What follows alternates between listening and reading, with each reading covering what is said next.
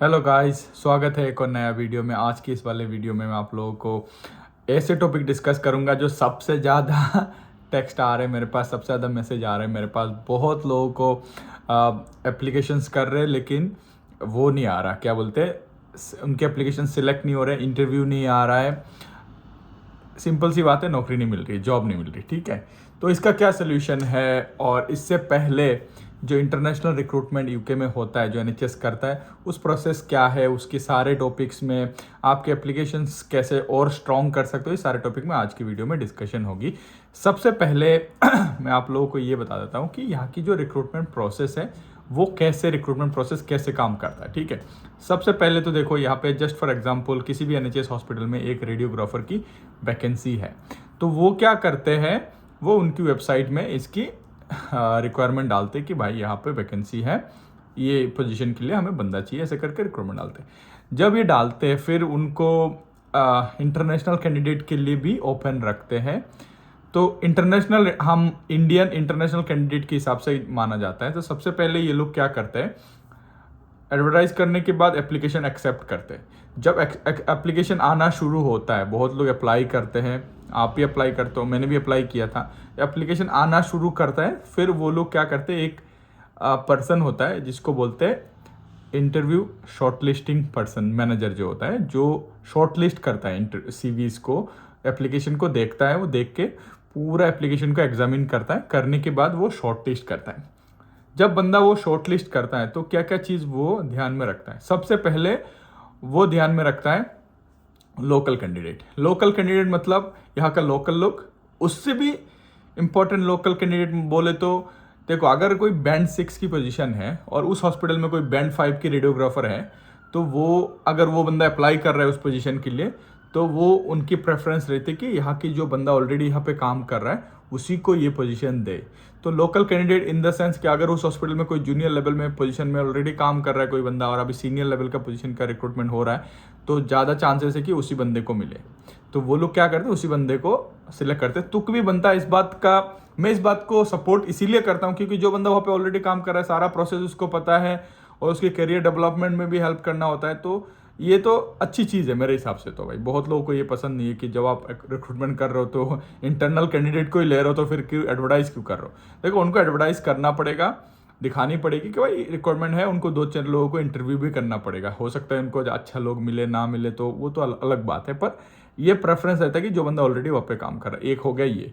दूसरा एक हो गया कि यहाँ की जो बंदे दूसरे हॉस्पिटल से अप्लाई कर रहे हैं, यहाँ पे जैसे कुछ हॉस्पिटल्स होते हैं कि कुछ एनएचएस होता है, बहुत अच्छा एनएचएस होता है, उनके हॉस्पिटल से अगर कोई बंदा दूसरा हॉस्पिटल में कर रहा है, तो वो बंदा, जो बंदा सीवी को शॉर्टलिस्ट कर रहा है या एप्लीकेशन को शॉर्टलिस्ट कर रहा है, वो देखता है साला ये ऑक्सफोर्ड यूनिवर्सिटी से आ रहा है बंदा, इसके पास तो अच्छा नॉलेज होगा, तो इसको सिलेक्ट करते हैं। तो ये होता है कि अच्छा एनएचएस से जो कभी कभार लोग लोकेशन मूव करते हैं, तो इसका एक बेनिफिट होता है लोकल कैंडिडेट, उसके बाद एक टॉप क्लास हॉस्पिटल से आने की कोशिश हो रहा है या एप्लीकेशन कर रहा है कोई एप्लीकेंट, तो उसमें कभी कभार लोग पैसे के चक्कर में 1-2 साल के लिए चेंज भी करते हैं।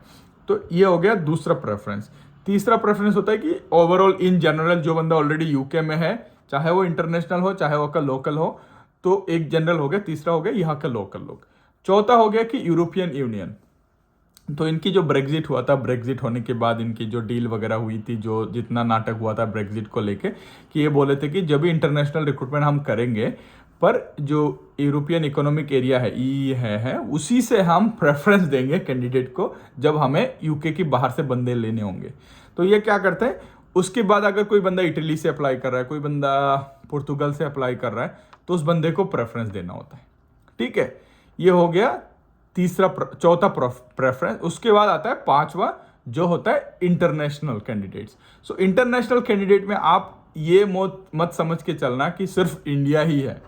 इंडिया, फिलीपींस, नाइजीरिया, पाकिस्तान, उसके बाद मिडिल ईस्ट की कुछ कंट्री में से भी लोग आते हैं यहाँ पे, श्रीलंका भी है, उस कंट्री में से भी लोग आते हैं यहाँ काम करने।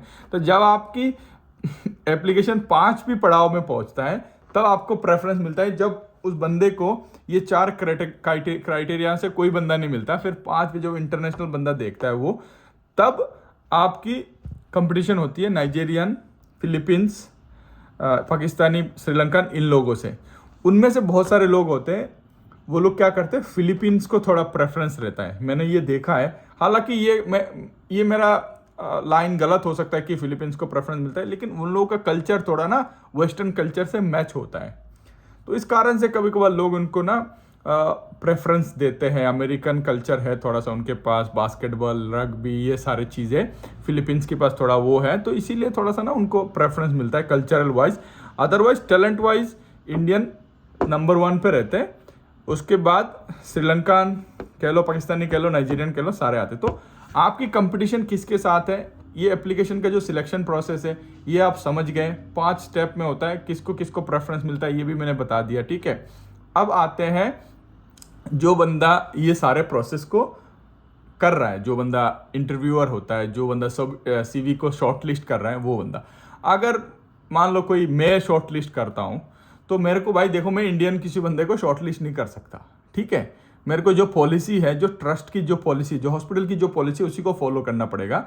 आप ऐसे ही मुंह उठा के भाई हाँ ये मेरा फ्रेंड है इसको ले लेते हैं, ऐसे प्राइवेट में कभी कभार हो सकता है, पर वो भी बहुत रेयर है। यहाँ पे ऐसा काम होता है पर ज़्यादा ऑफन नहीं होता, मतलब बहुत रेयरली होता है कि हाँ मेरा जानकार है उसको ले लेते हैं। तो ये चीज़ है। उसके बाद एक इनकी ना रिक्रूटमेंट की साइकिल होती है। जब आप लोग अप्लाई कर रहे हो, आपके पास रिजेक्शन का ईमेल आ रहा है, तो इनकी एक रिक्रूटमेंट की साइकिल होता है। सितंबर से लेके मार्च तक ये ज़्यादातर रिक्रूट करते हैं, मार्च से लेके सितंबर तक कम रिक्रूट करते हैं। रिक्रूटमेंट हालांकि साल भर चलता रहता है, पर ये थोड़ा सा कम कर देते हैं समर में, विंटर में ज़्यादा रिक्रूट होता है। तो अगर आप लोग अप्लाई कर रहे हो तो विंटर में थोड़ा ज़्यादा एप्लीकेशन करो। उसके बाद एक और चीज़ है, बहुत लोग बिना पढ़े अप्लाई करते हैं। ये मैंने पहले वीडियोस में भी बताया है, बिना पढ़े इन द सेंस कि जिस जॉब में भाई स्पॉन्सरशिप सर्टिफिकेट नहीं दे रहे, उस जॉब को आप अप्लाई करोगे तो रिजेक्शन ही मिलेगा। फिर आप डिप्रेस होंगे कि भाई 10 और एप्लीकेशन आपके रिजेक्ट हो गए। और अगर आप अच्छे से देखो, 10 में से 8 एप्लीकेशन जॉब ऐसा था कि वो आपको पता ही था कि वो तो रिजेक्ट होना ही होना है भाई, ये तो इंटरनेशनल कैंडिडेट इसमें ले ही नहीं रहे, हम क्यों अप्लाई कर रहे हैं। तो ये सारे चीज़ें हैं, आपको ध्यान रखने हैं। मैं आपको 2-3 टिप्स बता देता हूँ जहाँ पे आप अपनी जो एप्लीकेशन है उसको थोड़ा और स्ट्रॉन्ग कर सकते हो जब आप अप्लाई करते हो। सबसे पहले तो आपको आपकी जो स्पेशलिटी है, जैसे रेडियोलॉजी में सब स्पेशलिटी है, MRI, CT, x ray, intervention, mammography, जिसमें भी आपको अच्छा लगता है वो ही जब ढूंढे, उसी हिसाब से आपका CV और प्रोफाइल को सेव करे, प्रोफाइल को बनाए NHS की वेबसाइट में, और CV में भी वही वाला चीज़ें आप डालें जिसमें आपको इंटरेस्ट है, जिसमें करना हो। बहुत लोग क्या करते हैं, वो CT का एक्सपीरियंस उनके पास, MRI की जॉब अप्लाई करते हैं, भाई रिजेक्शन तो आना ही है, तो उसमें तुम डिप्रेस होगे ना, और कुछ नहीं मिलेगा, डिप्रेशन ही मिलेगा उसमें तो। और कुछ लोगों का ये है कि उनको लगता है कि MRI करते हैं तो एक्सरे तो मुझे आता ही है, कर लेंगे। यहाँ पे ऐसा नहीं होता, वो इंडिया में होता है कभी कभार, पर यहाँ पे ऐसा वाला सीन नहीं है। MRI करो तो MRI की जॉब के लिए अप्लाई करोगे, MRI की जॉब मिलेगी। एक्सरे के लिए अप्लाई करोगे और MRI की एक्सपीरियंस आपकी CV में नहीं मिलेगा। इंडिया में होता है कि हाँ स्टेप करके गया होगा, उसको पता है सब कुछ, ऐसा नहीं होता यहाँ पे। तो ये भी चीज़ें ध्यान रखनी होती है। उसके बाद आपकी जो एप्लीकेशन आप करते हो उसमें जितने भी मिस्टेक्स वगैरह होती है, जैसे ग्रामेटिकल मिस्टेक, ये सारी चीज़ें अवॉइड करने की कोशिश करो। नंबर 3, उसमें आप का जो सपोर्टिंग इन्फॉर्मेशन है वो चीज़ें और अच्छे से डेवलप करो, अच्छे से लिखने की कोशिश करो। जॉब डिस्क्रिप्शन, पर्सन स्पेसिफिकेशन, ये सारी चीज़ें पढ़ने की कोशिश करो। कहाँ पे जॉब है, कैसा जॉब है, क्या डिमांड है, सारा चीज़ें पढ़ के फिर अप्लाई करो, आपकी चांसेस बढ़ जाएगा। लिंक्डइन को यूज़ करके आप डायरेक्टली हॉस्पिटल की HR पर्सन से कनेक्ट कर सकते हो। मैंने काफ़ी सारे वीडियोस में बता रखा है, दोबारा मैं नहीं बताऊंगा, उसमें जाके आप पुराने वीडियोस देख लो, आपको पता लग जाएगा, ठीक है। ये कुछ टिप्स है जहाँ पे आपकी एप्लीकेशन और स्ट्रांग हो सकता है। और बहुत लोग क्या करते हैं, प्राइवेट हॉस्पिटल, जैसे मैं प्राइवेट हॉस्पिटल में जॉब करता हूँ, मुझे कोई प्रॉब्लम नहीं। बहुत लोगों का प्रेफरेंस होता है कि भाई NHS में ही करना है, गवर्नमेंट जॉब, यहाँ पे गवर्नमेंट होती है NHS, उसी में करना है। तो ऐसा प्रेफरेंस मत रखो, आपके हिसाब से आप यहाँ पे शुरू में आओ, 1 साल देखो, अगर आपको सही लगता है फिर आप स्विच कर लेना। पर शुरू के दिनों में ऐसा कोई प्रेफरेंस मत रखो, फिर आपकी एक फ़िल्टर ऑटोमेटिक लग जाता है, उसमें भी आपकी रिजेक्शन होनी ही होनी है। उसके बाद क्या वैकेंसी फुल होगी यहाँ पे, ये बहुत लोग मैसेज कर रहे हैं कि वैकेंसी फुल हो गया, कि भाई मैं 1 महीने से अप्लाई कर रहा हूँ। एक बंदे का तो ऐसा मैसेज आया मेरे पास, कह रहा 200 से ऊपर एप्लीकेशन किया है, एक भी सिलेक्ट नहीं हुआ, क्या वैकेंसी फुल है क्या। देखो वैकेंसी फुल ऐसा कुछ सीन नहीं है, वैकेंसी फुल हुआ भी नहीं है, ना होगा भी यहाँ पे कभी, ठीक है, क्योंकि यहाँ पे शॉर्टेज हमेशा से रही है और रहेगा भी। पर प्रॉब्लम ये है जब आप अप्लाई करते हो, जब आप जो वैकेंसी आ रही है उसको आप सही से यूटिलाइज नहीं करोगे तो फिर आपको दिक्कत होगी। दिक्कत मैंने बताया कहाँ कहाँ प्रॉब्लम से, क्या क्या प्रोसेस से होके गुजरते हैं जब इंटरनेशनल कैंडिडेट को रिक्रूट करते हैं लोग। और इंटरनेशनल कैंडिडेट को रिक्रूट करना यूके का जो एम्प्लॉयर है उसके लिए एक हेडेक भी है। उसको होम ऑफिस से परमिशन लेनी पड़ती है, होम ऑफिस को एक फ़ी देना पड़ता है, उसके बाद आपकी सारे अरेंजमेंट करवाना होता है, बहुत सारे हॉस्पिटल्स की फ़्लाइट रेंट वगैरह ये सारे चीज़ें आपके लिए अरेंज करना पड़ता है। तो उनका एक हेडेक ही है ना बेसिकली। तो इसीलिए वो लोग थोड़ा सा ना देखते कि लोकल बंदा मिल जाए, और कोई ऑस्ट्रेलिया से आ रहा है, कोई न्यूजीलैंड से आ रहा है, क्योंकि वो वहाँ का सेम कल्चर है तो उनको वो प्रेफरेंस देते हैं। कोई यूरोप से मिल जाए बंदा तो उनको प्रेफरेंस मिलता है। ऐसी ऐसी बात नहीं है कि वैकेंसी फुल हो गया, और हो भी सकता है भाई, किसको पता वैकेंसी। आज भी मैंने देखा है 300 से लेके 400 वैकेंसीज अभी भी है, लाइव है, एक्टिव है आज की डेट पे रेडियोग्राफर की। तो वैकेंसी तो है, पर कुछ कुछ चीज़ें ऐसे है कि लोग कह रहे इकोनॉमिक क्राइसिस है, इसके चक्कर में वैकेंसीज कम, रिक्रूटमेंट कम हो रही है। ये भी हो सकता है कि थोड़ा सा ना अभी यहाँ पे कॉस्ट ऑफ लिविंग क्राइसिस करके हर कोई रो रहा है, तो ये भी थोड़ा सा हो सकता है कि इसके चक्कर में कुछ एजेंसीज है, जो हॉस्पिटल्स है, वो रिक्रूटमेंट थोड़ा सा स्लो किया है। पर विंटर आया है तो अभी डेफिनेटली वो रिक्रूटमेंट फर्स्ट होगा। दिसंबर के बाद से, क्रिसमस के बाद से, अभी से शुरू होगा, दिसंबर के बाद और फर्स्ट हो जाएगा।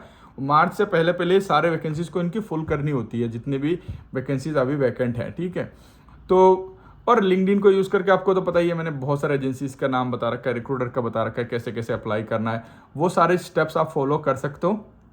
आशा करता हूँ आप लोगों को जल्दी ही जॉब मिल जाएगा, जो लोग सर्च कर रहे हैं अभी। और जिनको नहीं मिल रहा है भाई, मेरे को कांटेक्ट करो, मैं आप लोगों को मेरा बेस्ट पॉसिबल हेल्प मैं करने की कोशिश करूँगा। मैं ऑनलाइन सेशन कर रहा हूँ जहाँ पे मैं लोगों को बता रहा हूँ, लोगों को एडुकेटेड कर रहा हूँ, एप्लीकेशन कैसे करने हैं, कैसे आपको इजीली मिल सकता है, क्या क्या चीज़ें आपको नोटिस में रखना है, क्या क्या चीज़ें आपको नहीं करना है, क्या क्या चीज़ें करना है। अभी 2-4 लोगों को मैंने करवाया है, सब सक्सेसफुल रहे हैं। तो अगर आप इंटरेस्टेड हो तो मेरे को लिंक्डइन पे, इंस्टाग्राम पे मैसेज करके मेरे सेशंस बुक कर सकते हो। संडेज़ को होता है, सिर्फ संडेज़ को मैं कर रहा हूँ, ठीक है। आशा करता हूँ ये वीडियो आप लोगों को अच्छा लगा होगा। ऐसे इन्फॉर्मेशन रिलेटेड वीडियोज़ वगैरह देखने के लिए मेरे चैनल को सब्सक्राइब करिए, बने रहिए मेरे साथ। Thank you very much.